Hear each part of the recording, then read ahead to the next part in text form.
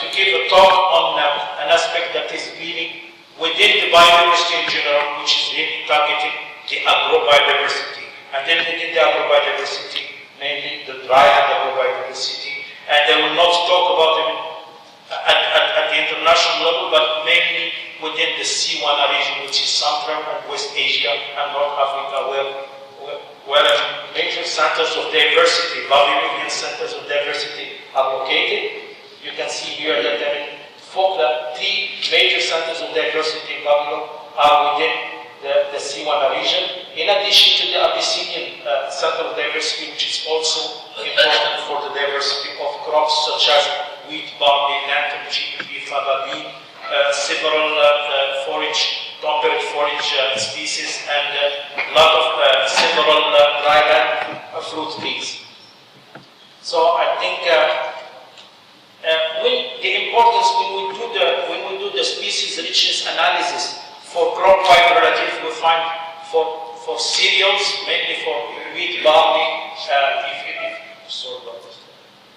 If you see the Agelops, Avena, Hordium, Sicali, Puticum, you find that the species richness is located within what we call the fertile crescent, with few spots outside this fertile crescent. And similarly for Cicer, Laterus, Lens, Medicago, Pisium, and Vicia, you also find the same kind of fertile crescent as being highlighted as major center of diversity in terms of species richness.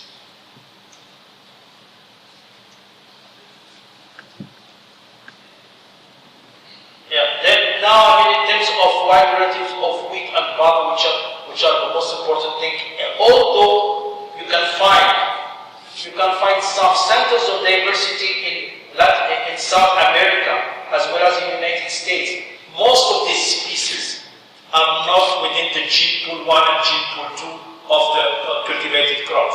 They are all, yes, they are origin-wide species, but they are not easily crossable with cultivated barley in case if you want to use them for breeding purpose. Now, coming back to the importance of the dryland agrobiodiversity, it is still within this area, it is still the basis of the livelihood of the rural communities in these areas, in the drylands and mountainous area.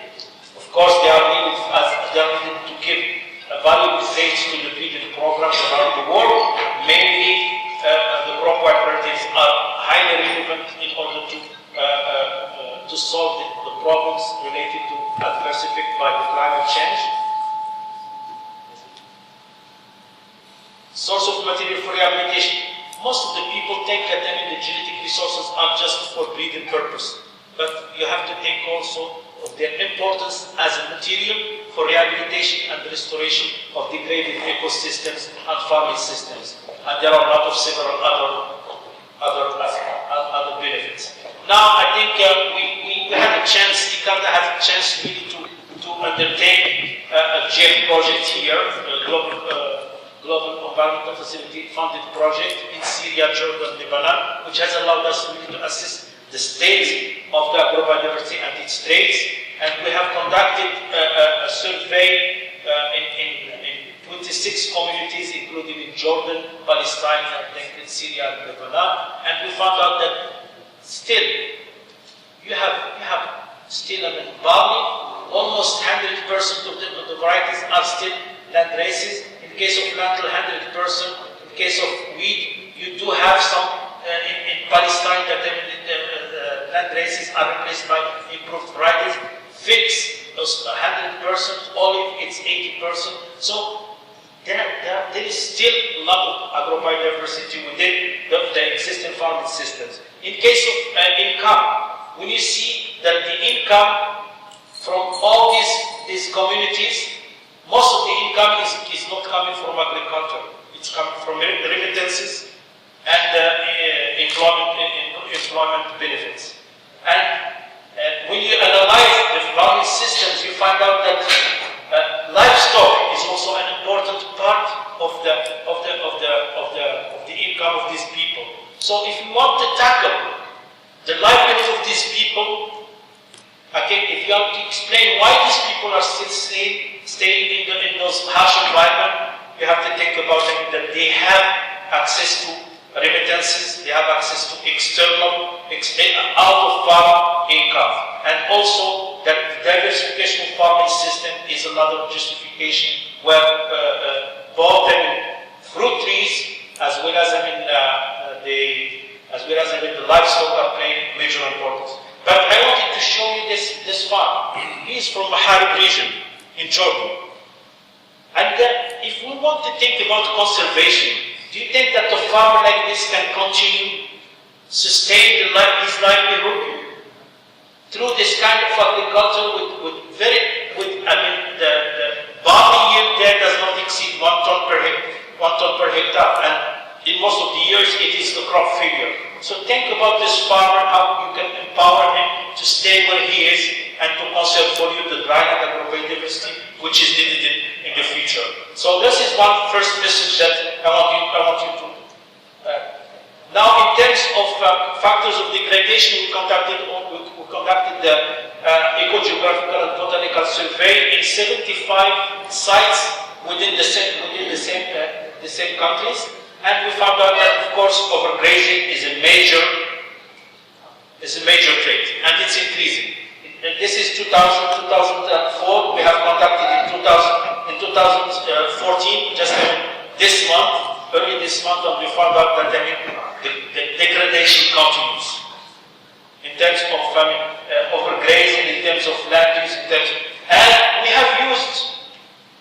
have used satellite images to see the changes in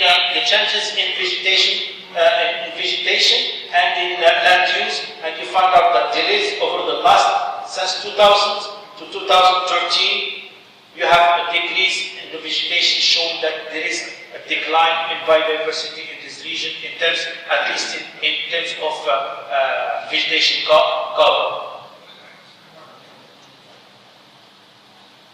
In addition to all these degradation factors, climate change, our region, the region that is reaching by agrobiodiversity, the three centers on the forest Vavilovian Centres are also fully subject to high effects of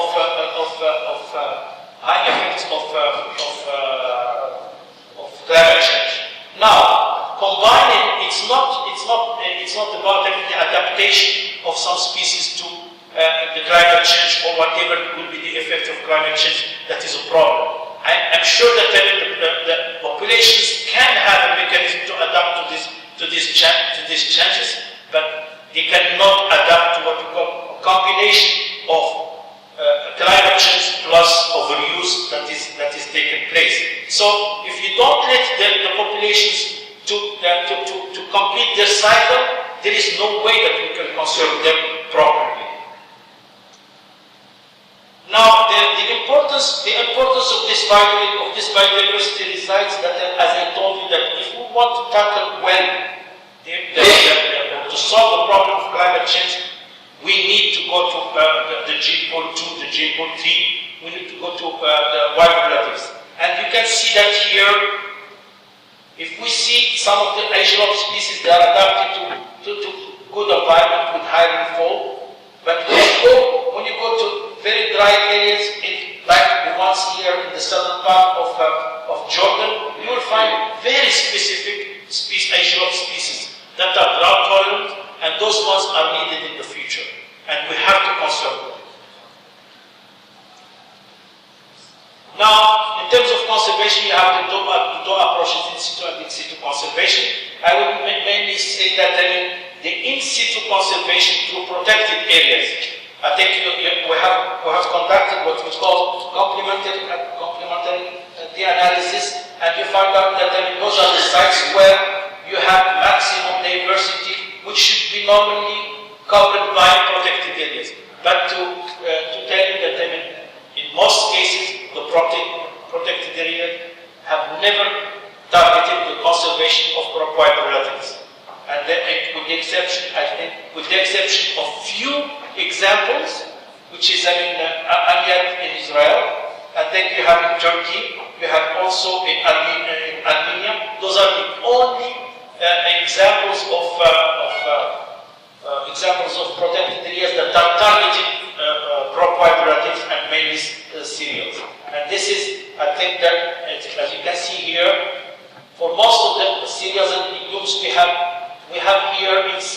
Syria, and Lebanon, the richest area, as well as here in the southern part of Turkey, but they don't coincide with any of the protected areas.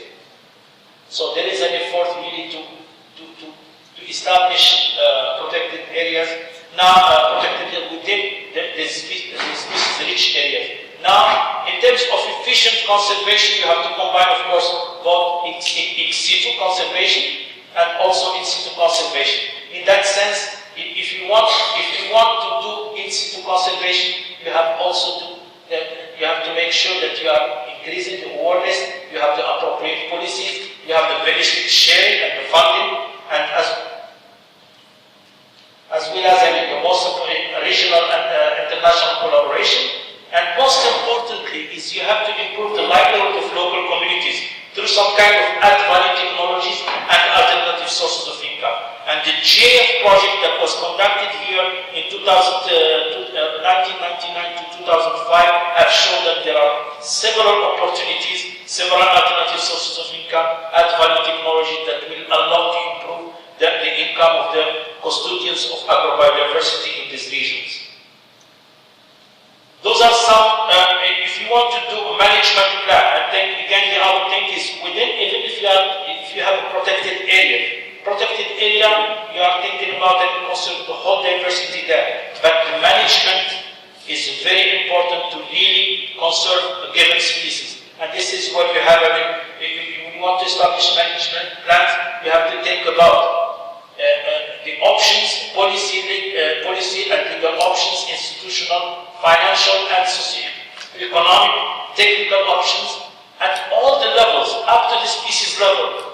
And this will allow you really, if you want to conserve species or group of species, you have really to go through this exercise of defining with all key stakeholders, including local communities, what we call the element of management plan that should be implemented with the blessing from the government. Now, ICARDA is playing a big role. I think this is the status of now ex situ conservation. I think our region, even though it is rich in agrobiodiversity, we are the least represented in terms of number of species in the world. With the state of the world, you can see that from the genebanks in the region, second report of the state of the world, we went from 1996 to 130,000 accessions to 250,000 accessions, which represent less than 3% of the global holdings of the genebanks. Second aspect that you have to know is in terms of ratifying the international convention that are related to agrobiodiversity, CBD, CWANA, and international treaty. There are still some countries within the region that did not ratify the CBD, neither the international treaty.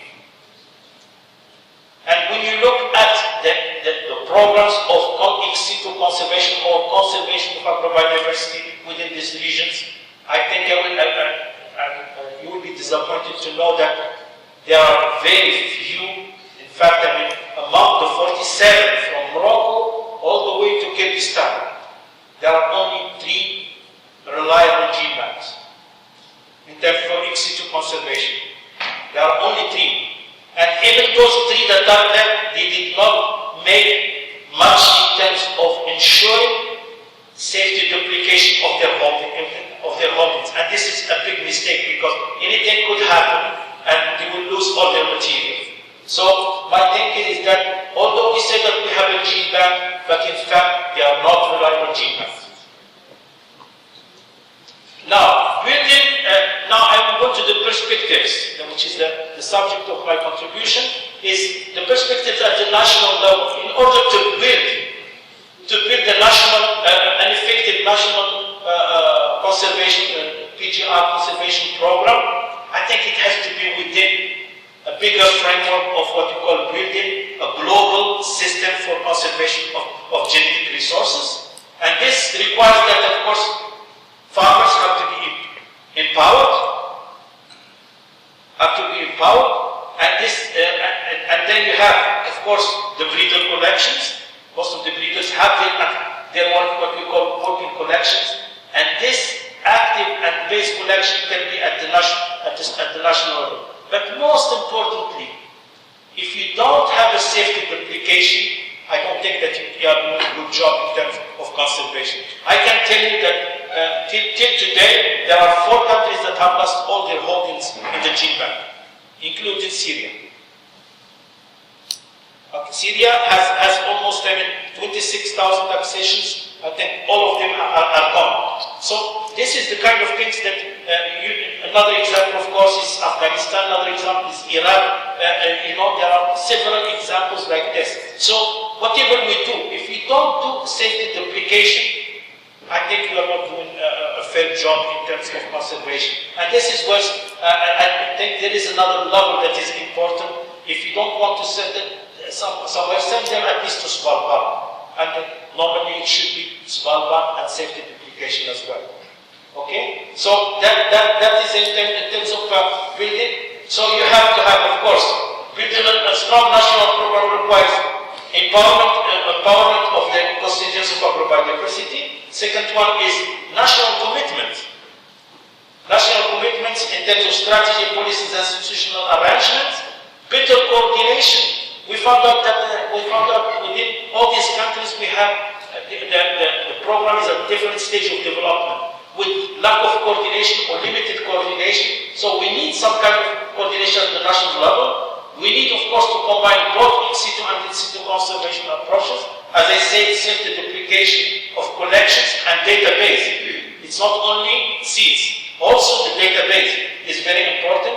And the reliable genebank requires application of what we call best practices in terms of handling the genetic resources. And best practices are well known, standardized, and I think they should be applied. And most important thing, of course, is linking the agrobiodiversity conservation with utilization. And then of course, you have the importance of networking at the regional and international level, including what we call fair and equitable benefit shared.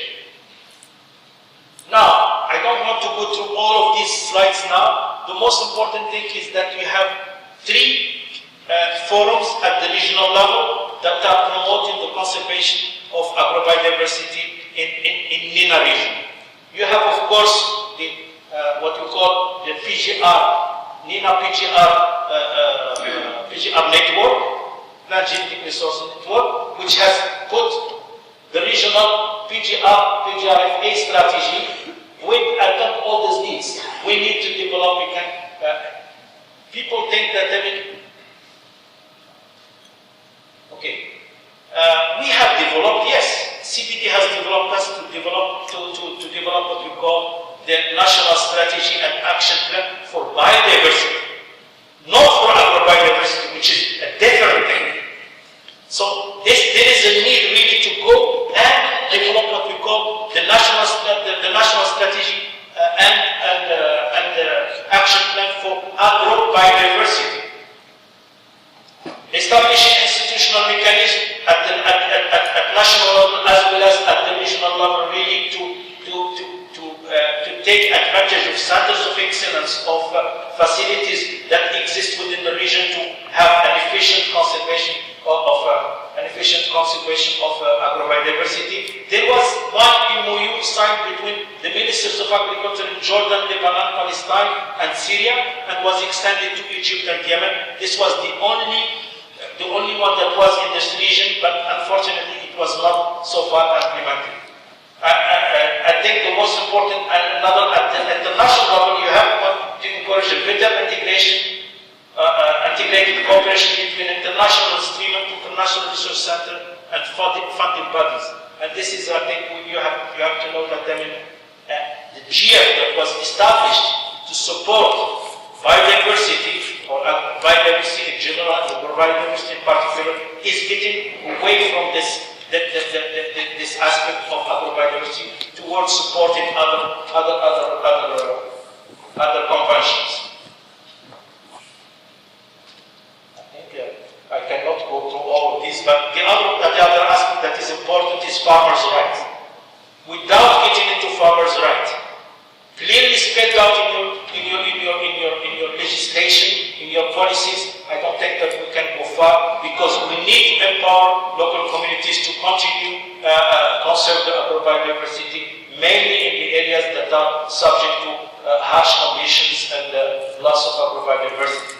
And this will include, of course, developing proper funding strategies to mobilize, support, conservation and utilization of genetic resources. In case of the countries that did not ratify, I think it's time really to that awareness increase will allow them to, of course, join the other countries in this side, because this is very important. You know, the international conventions are subject to what we call it updating and discussions every 2 years. If you don't have a voice within this international forest, you will never protect your interests. So we are maybe the least represented within the discussions of these international conventions, and this is something to, first of all, is to the lack of expertise in the areas of negotiators, because I mean we do not have much expertise in terms of policies related to the three conventions in general, not just biodiversity. Okay, I think emerging needs for PGR network. I think the most important thing is that really we need to do, in terms of technical, we need to do a gap analysis to find out what needs to be done really in terms of conserving both in situ and in situ the agrobiodiversity, and we have to engage into partnerships with others and to work towards facilitating access of and exchange of genetic resources by respecting what we call the equitable sharing of benefits among the users. I think I will skip this one, and then you have, I mean, there are what we call crop and regional conservation strategies that were developed by the Global Crop Diversity Trust. I think it's another, it shows what is needed really for each crop and what is needed for our region. And this is, there are priorities there which will be, I think, some perspectives for joining efforts to do what is adequate for conserving those species. The Arab initiative, there was I think in 1998 there was an initiative to develop what you call an Arab strategy, PGR strategy for conserving agrobiodiversity. By, I think they are proposing to establishment of what you call Arab Center for Coordination and Information Management. The question mark there is that it did not move from there. There were a lot of discussions, but did not move. Nothing is implemented so far. Okay, recently, just 2 months ago, the International Treaty on Plant Genetic Resources for Food and Agriculture launched I think, series of meetings really towards the development of action plans and the implementation of the benefit sharing for the Near East and North Africa region. And this we'll have a follow-up with one in November. There will be a stakeholder meetings really to decide on the document to be prepared by the experts. Now, ICARDA, I come to ICARDA very quickly. ICARDA is playing a major role in conserving the biodiversity in this region. With its gene bank has a total of 145,000 accessions. 78% of them were collected from this region. I think there are almost 1,150 taxa. 52 of them are unique accessions. That means they are not available within other gene banks. And 99% for you to know that our gene bank in Aleppo, in Tel Hadef, if you know, is still functional. We still distribute the material out of there, and we still have. But we have duplicated 99% of the material that is there is already duplicated outside Syria, including 1,400 accessions of Rhizobia strains. They are also duplicated outside, and we have sent already 80% of our holdings out to Svalbard. Okay, there are a lot of areas for collaboration, and I think I will stop here saying that the ICARDA is here to help as much as possible to really contribute to an efficient conservation. Now, just very quickly, we talked about plants. We have a wealth of agrobiodiversity in terms of livestock. And this is something that we need also to think about, in addition to microorganisms as well. Those are aspects. I think ICARDA has described the local breeds in this region, but a lot is needed really towards the exploitation of these. Medicinal plants is another rich thing within this region, and I think deserves to be tackled differently.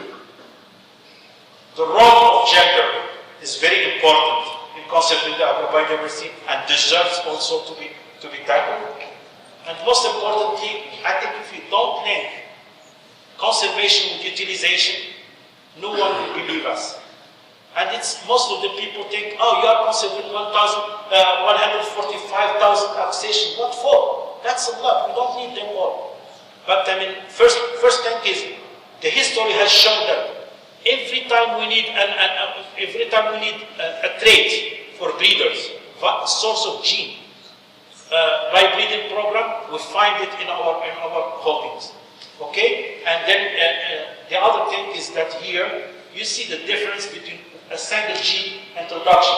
This is a variety that is Haitian fly resistant. It is susceptible to an insect. You get 0 yield.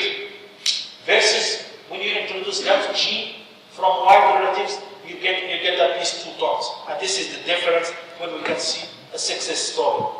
This is the thing that people always do not think about rehabilitation of degraded ecosystem.